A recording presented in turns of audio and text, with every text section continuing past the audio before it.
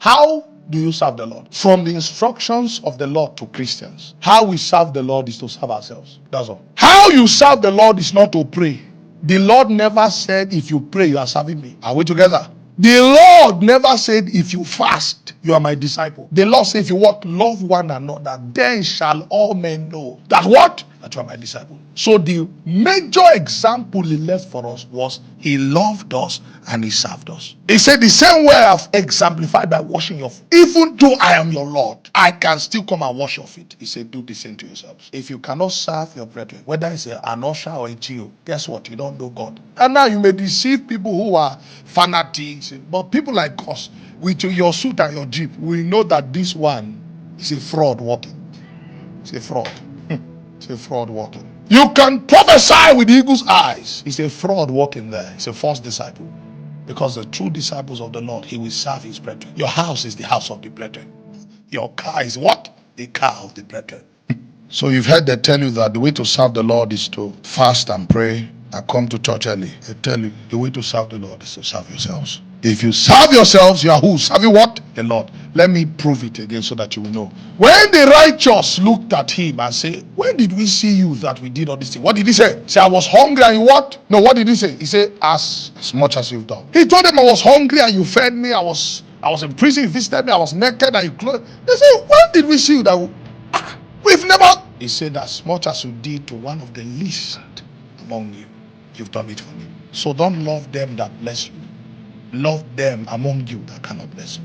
Don't love them among you, sir, that deserve it. Love them among you that do not deserve it. In fact, the one that has offended you the most, love the most. Take control of your emotions sometimes and love. And many people, if I was to go in the flesh, I would have kicked them out of my life. But sometimes I would tell myself, listen, you are a disciple of Jesus. If Jesus had kicked you away, you would have not become what you are today. I don't care if any arch, pope, bishop, apostle, prophet comes to tell you something else. If you like, let him come with 20 jeeps and 15 private jets. You serve the Lord not because you go to church and clean the chairs. You serve the Lord when you serve the brethren. So why do you clean the chairs? You clean it as your service to the brethren. Why do you, most of you here, why do you serve me? You are not serving me because I'm your Jew. You should serve me because I'm one among your brethren. But I'm worthy of double honor. Why? Because I minister to you in the word. And they say, well, if you tell me about your issue, I can't see it, but ask my wife. It's service, it's simplicity, it's love. May God strengthen us. If I continue now, the energy will overwhelm me. And I don't want to kill a lot here. See, you know me, I'm a prophet, so when I start speaking, it start boiling inside me. I fear God. If not God that I fear. Who are these people in the first place? If not God that I fear.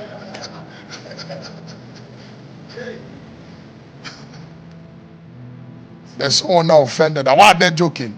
We didn't force you to watch. We didn't force you to be here.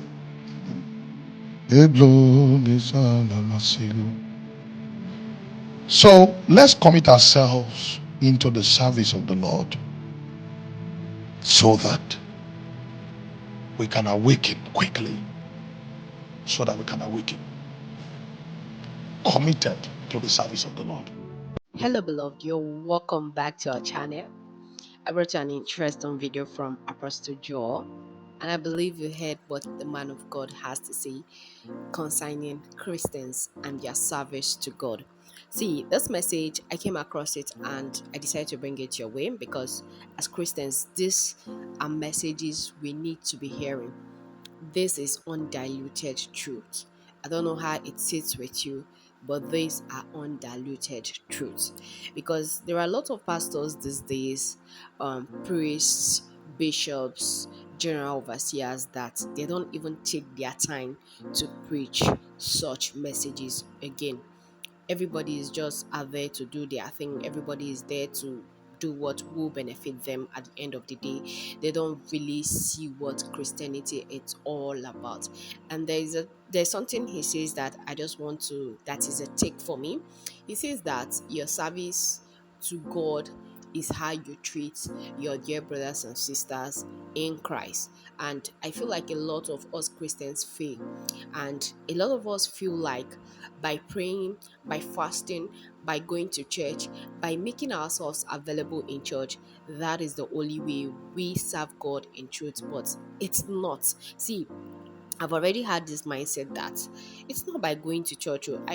I remember my university days. I saw that a group of people formed themselves as what did they even call it that time in school?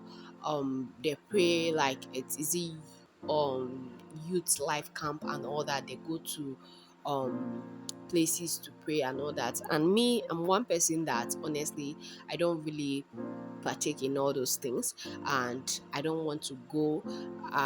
Rather I'll say, oh, I want to stay and watch my movies and all that. But if my head's carried, I go. Not that I'm not a Christian, not that I'm not serving God, not that I'm not a believer, but instead of going to those places, and I'm one person that is very, very scared of mosquito, as instead of me going to all these your night vigils and all these things to pray in the field and all that, or go to school campus in the hall, then pray till from probably 10 p.m. till 4 a.m. and all that. I can't do that. And you see some people will be like, oh, she's unbelievers, she's not this, she's not righteous, and I'll be like, what? So you know God more than I do and all that. And honestly, hearing this his message, it took me back to those days in school. And why am I saying this? Because a lot of Christianity are actually wearing it. They are wearing it. They are not embodying it.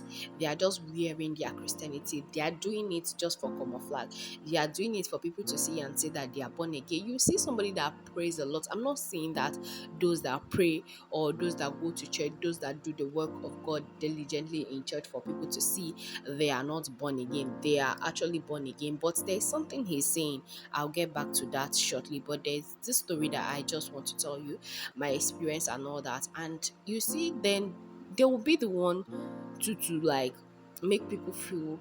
You see, then you say, oh, this is actually a Christian by the way they dress, the way they talk. But in closed doors, things that these people does, it doesn't please the heart of God. So we that they see as sinners back then or now, it's that you're the one that is actually serving God in truth and in light.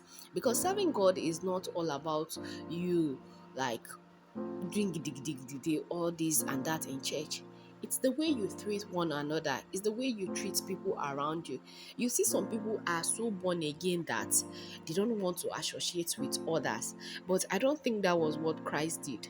Because what Christ did is an example, is selfless. He gave it all. He gave himself in the service of men and women and children, because in the midst wherever he find himself, he tries to associate with people, even the worst people that people have condemned. Okay, look at the Samaritan woman. What did Christ tell her? So all these things are things that we should take. All these things are things that we should embolden. You see, a fellow sister, brother in church, they are going to the same church. Or when they see you, that is when they just throw their face. They don't want to carry you to church. When churches closes, they know they are going towards the same direction with you. There are seats and space. Yes, everybody is entitled to their opinion. It's their thing. But if you want to say that you're a true Christian, oh, are you going my way? Like, I'm not saying that is everybody you see on the road you should be, but this is somebody that worship in the same congregation with you. So if you see such a person, you should be able to lend a helping hand. You should be able to extend that love for Christ that is within you to that person. Because like what he says, he say Christ, at the end of the day, Christ will tell people that, oh, when you saw me, you didn't feed me. When I was naked, you didn't clothe me. When I was this, you didn't do that. And they'll be like, hey, where, how? You did not call, you did not show. He say, oh, really? You want me to come in full flesh? No. The treatment you treat your brothers and sisters, your neighbor around you, it's me you are doing to. And then they'll be like, wow. Some people just do things just to fulfill all righteousness. It's not coming from their heart. And what do you think about that at the end of the day? Does it really speak well of you? Does it really embody Christ in you? So when I come across this message, I decide to bring your way because there are things we should learn. It's not by, yes, some people say, oh, I sweep the church, I go to this, so I'm born again, I'm doing the work of God, so God is going to open door. So some people are just doing or serving God in, let me put it this way, like it's a transactional something. If I go to do this in church, if I go to sweep and I'm expecting God for something, God needs to do that thing for me. No, just do it as if you're not even seeing anybody, or you're not doing it to please anybody. Just do it selfless service, that you're not expecting anything at the end of the day. That is how it should be. But no, some of us no want to wear it as agbada, want to wear it as bubu and kaba. That is when we know that yes, we are serving God.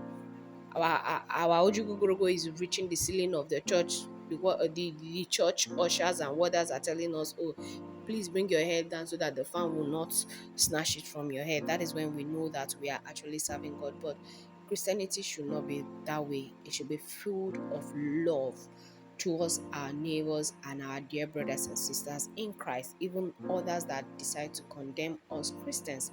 That is what Christianity is all about. So I decided to bring this video your way. Thank you very much for watching. You're blessed.